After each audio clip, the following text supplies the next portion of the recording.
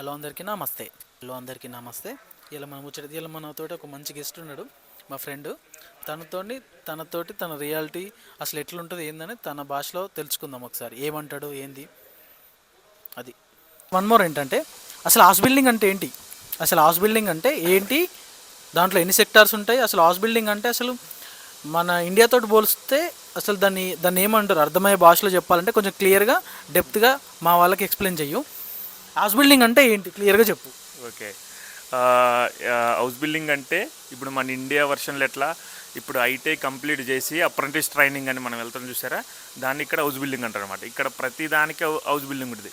ఇప్పుడు మన దగ్గర 10th అయిపోయిన తర్వాత 12th ఇక్కడ ఎట్లా చేస్తామో ఇక్కడ కరెక్ట్గా తెలియదు, అది కరెక్ట్గా కనుక్కుందాం, నెక్స్ట్ వీడియోలో చూద్దాం. అది 10th అయిపోయిన తర్వాత ఇక్కడ మన దగ్గర 10th అయిపోయిన తర్వాత ఇంటరు, లేదనుకుంటే డిప్లొమా సైడ్ కొంచెం చదువుకునే వాళ్ళు డిప్లొమా సైడ్ వెళ్తారు, లేదనుకునేటోళ్ళు ఇంటర్ డిగ్రీ చేసి దాని తర్వాతకి జాబ్ ఆపర్చునిటీ కోసం చూస్తారు. కానీ ఇక్కడ జర్మనీ ఎట్లుంటుందంటే 10th అబ్షూలేనా కరెక్ట్గా తెలియదు, చూద్దాం. 10th అయిపోయిన తర్వాతకి ఇక్కడ డైరెక్ట్కు అజూబీ అని ఉంటుంది 12th. నువ్వు డైరెక్ట్ దాని ద్వారా వెళ్తే ఎట్లుంటుందంటే ప్రొఫెషనల్ జాబ్స్ అనమాట.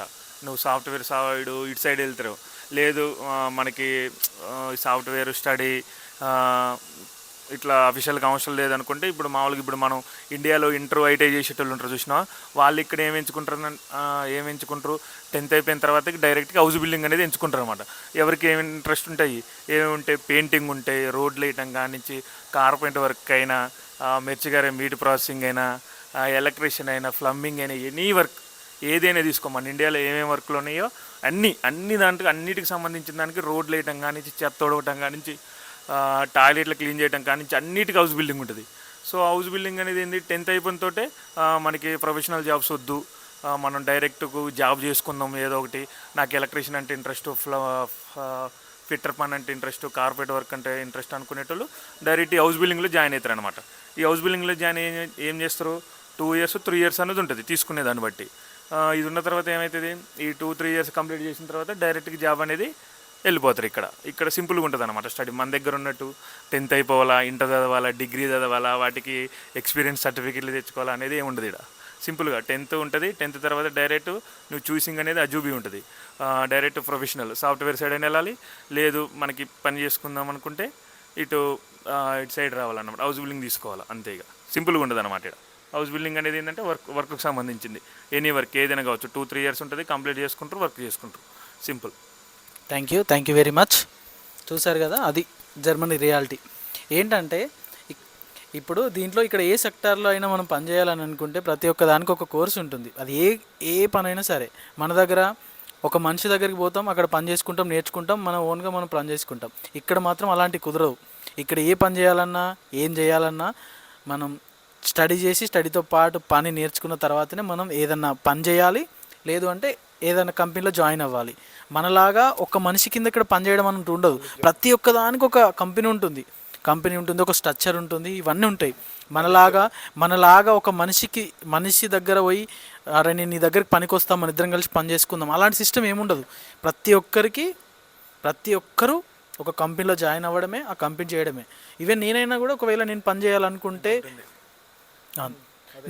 నేనైనా సరే ఒక పని చేయాలన్నా కూడా ఒక కంపెనీలో జాయిన్ అవ్వాలి, లేదంటే నేను ఒక ఇద్దరిని తీసుకోవాలన్నా కూడా నా కంపెనీగా నేను ప్రారంభించాల్సిందే. అది రియాలిటీ. ఇంకేమైనా చెప్పాలనుకుంటున్నావా నువ్వు? ఇంకొకటి ఇక్కడ మన దగ్గర ఇట్లా ఓన్ వర్క్, ఇప్పుడు నేను ఒకళ్ళ కిందకి 2 years ఎలక్ట్రీషియన్స్కి వెళ్ళి డైరెక్ట్ నేను ఓన్ వర్క్ నేర్చుకుంటా, లేకపోతే ఇంకేని ఫౌండరీ వర్క్ అయినా ఏనిది.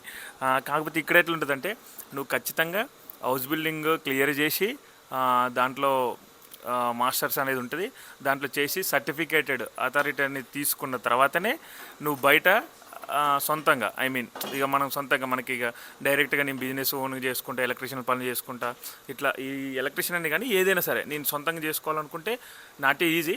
బట్ కాకపోతే కొన్ని కుదురుతాయి అనమాట. నేను సొంతంగా చేసుకుంటా, ఒక ఇద్దరిని పెట్టుకొని చేసుకుంటా అనుకుంటే నువ్వు ఖచ్చితంగా గవర్నమెంట్ నుంచి నువ్వు స్టడీ చేసి సర్టిఫికేట్ అనేది ఒకటి తీసుకున్న తర్వాతనే బయట వర్క్ చేసుకోవడం కుదురుతుంది. ఇక్కడ ఇంకోటి ఏంటంటే మన ఇండియాలో ఈవెన్ డ్రైవింగ్ చూడండి, మన దగ్గర పోతే 2000, 4000 కనీసం టెన్త్ మేము కూడా పంపిస్తే డ్రైవింగ్ లైసెన్స్ అనేది 1 వీక్ 1 మంత్లో వచ్చేస్తుంది. ఇక్కడ అట్లా ఉండదు. మన దగ్గర ఏంటి, డ్రైవింగ్ చేస్తావా అని అడుగుతారు. వచ్చి కారు తోలుతావా అంటే లైసెన్స్ ఉందా అని అడుగురు, డ్రైవింగ్ చేస్తావా అని అడుగుతారు. అంటే లైసెన్స్ ఉంటుంది మనకి, లైసెన్స్ ఉన్న వాళ్ళందరికీ డ్రైవింగ్ రాదు. ఇక్కడ ఎట్లుంటుంది తెలుసా, నీకు లైసెన్స్ ఉందా అని అడుగుతారు, డ్రైవింగ్ వచ్చా అన్నాడు అంటే ఇక్కడ లైసెన్స్ ఉన్న వ్యక్తి ఖచ్చితంగా డ్రైవింగ్ చేయగలుగుతాడు. ఇక్కడ అట్లుంటుంది అనమాట. ఇక్కడ లైసెన్స్ రావడం కూడా అంత ఈజీ ఏం కాదు. 2-3 lakhs అబోవ్ అవుతాయి. ఎగ్జామ్స్ ఉంటాయి, అవన్నీ క్లియర్ అయ్యేవాళ్ళ. టెస్టులు చాలా ఉంటాయి, అవన్నీ క్లియర్ అయిన తర్వాతనే నువ్వు అవి మీద డ్రైవ్ చేయాలా, సందులలో డ్రైవ్ చేయాలా, అంత డ్రైవ్ చేసిన తర్వాత నీకు లైసెన్స్ అనేది వస్తుంది. మన దగ్గర ఎట్లుంటుంది, ఇంట్లో కూర్చొని మామూలుగా బ్రోకర్కి ఫోన్ చేస్తే 2000 4000 కొడితే, లేదు నేను 2 కావాలా 6 కావాలా 4 వీలర్ కావాలన్నా కానీ డైరెక్ట్ 1 వీక్ 1 మంత్లో మనకి వచ్చేస్తుంది అన్నమాట. ఇక్కడ అట్లా కాదు.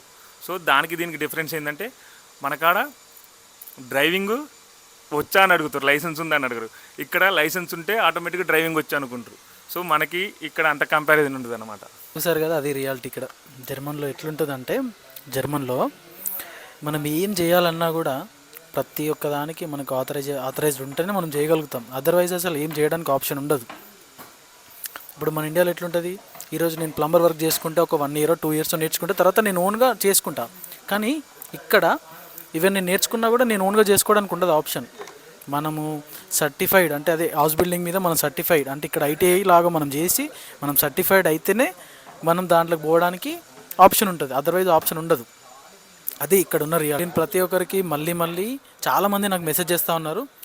సో అందరికీ నేను ప్రతి ఒక్కరికి, నాకు దగ్గర వాళ్ళు ఫోన్ చేస్తున్నారు, దూరం వాళ్ళు ఫోన్ చేస్తున్నారు, అందరు చేస్తున్నారు. సో అందరికి ప్రతి ఒక్కరు అన్న ఇప్పుడు మాది అంటున్నారు, అందరు అన్న కరీంనగర్, మాది కరీంనగర్, ఎవరైనా సరే అందరూ సమానమే. సో నేను చెప్పేది ఏంటంటే, చూశారు కదా, జర్మనీకి రావాలంటే దాని స్కిల్స్ వేరే ఉంటాయి, దాని క్రైటీరియా మొత్తం చాలా డిఫికల్ట్ ఉంటుంది. ఇప్పుడు చెప్పాడు కదా మా ఫ్రెండ్.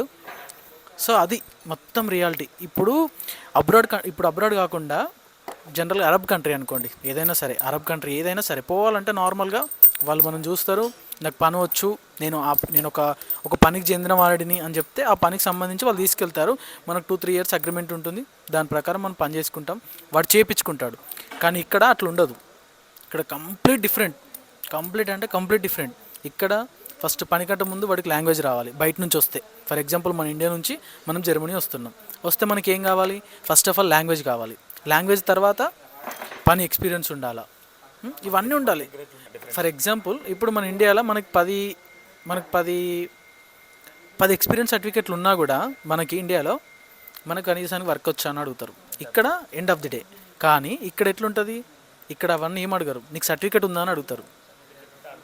ఇక్కడ సర్టిఫికేట్ ఉందనుకోండి, ఆటోమేటిక్గా వర్క్ వచ్చు. అంటే ఎందుకు అట్లా అనంటే, వాళ్ళ సర్టిఫికేట్ మీద వాళ్ళకి అంత నమ్మకం, వాళ్ళ చదువు మీద వాళ్ళకి అంత నమ్మకం.